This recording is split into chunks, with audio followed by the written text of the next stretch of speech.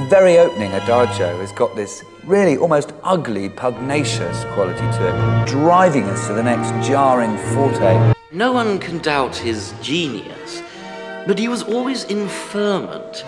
His ideas were too frequently in a state of flux. They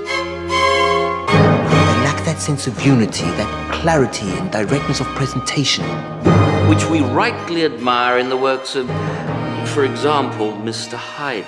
Yes, Herr Mozart has a decided leaning towards the difficult and unusual.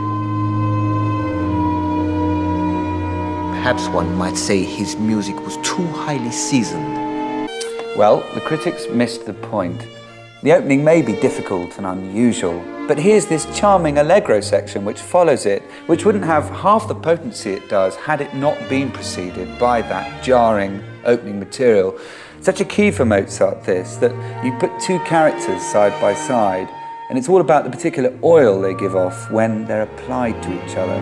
There's something I love so much about Mozart. He's so human. He totally understood that you can't have joy without pain, terror without consolation, love without grief.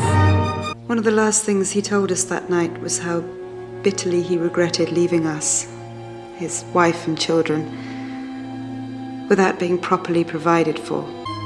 Why now? He asked me. Why do I have to go now? When I'm no longer a slave to fashion,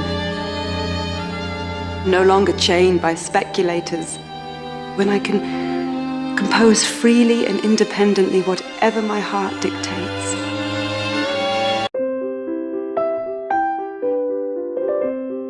I think of the kind of frilly, somewhat prissy portraits of Mozart that I was shown when I was a child, and always heard that little sonata in C major.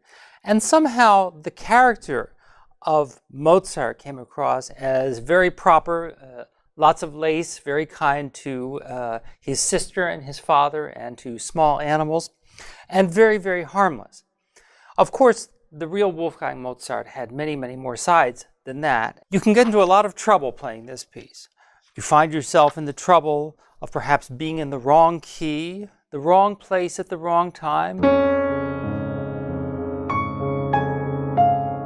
with dark, scary chords like this one. Music for worrying to. When you can't sleep, you've had a little too much bourbon before bedtime. The industry wants you to believe that Mozart is a superficial, sentimentalized, nostalgic, courtly entertainer. But that's the exact opposite of what he spent his whole life doing. He was trying to express the full range of human expression, ambiguities, doubts. He confronts us with all of that in our essential humanity. And all of this is a betrayal.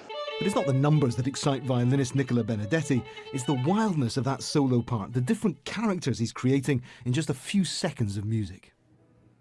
To me, it sounds like so much enjoyment in his ability to create these voices. He's just toying with the listener, with him. He's constantly working out, how can I make this as varied as possible, as expressive as possible, and enjoying it. You can sense the kind of almost euphoria. And I answer, so it's the same material, but mine is instantly feminine, and then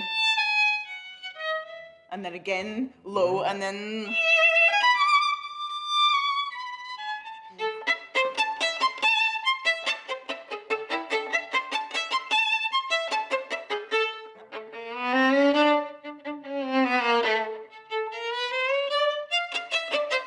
it's really very extreme. You couldn't play this like like nicely. It can't be nice. Some do. I just don't ever hear Mozart like that, ever. I just don't. I don't hear it in his voice. I don't hear it in his character. There's too much natural wildness, and I think Mozart with caution is just not doing him justice. A work of utmost passion, utterly controlled, and of free chromaticism, elegantly contained. Chromatic wandering on the top, but firmly supported by the tonic dominant structure underneath. And you see now what I meant by the beauty of ambiguity. It's the combination of those two contradictory forces, chromaticism and diatonicism, operating at the same time, that makes this passage so expressive. And all hell breaks loose.